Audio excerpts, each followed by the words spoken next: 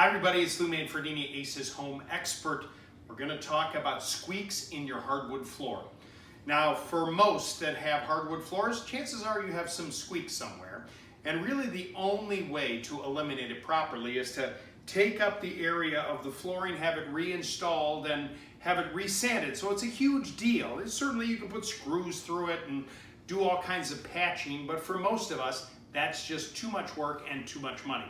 So I have, over the years, tried this trick, and it usually works about 50% of the time. You locate an area where you have a squeak, like in this floor, and then I'll take a little baby powder, and you're gonna go ahead and sprinkle some of that baby powder over the area where the squeaks are.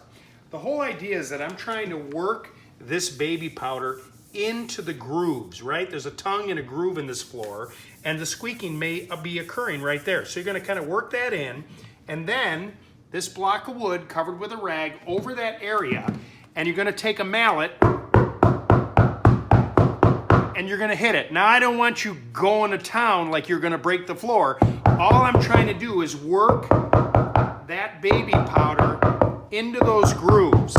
You do this back and forth. You wipe it all away.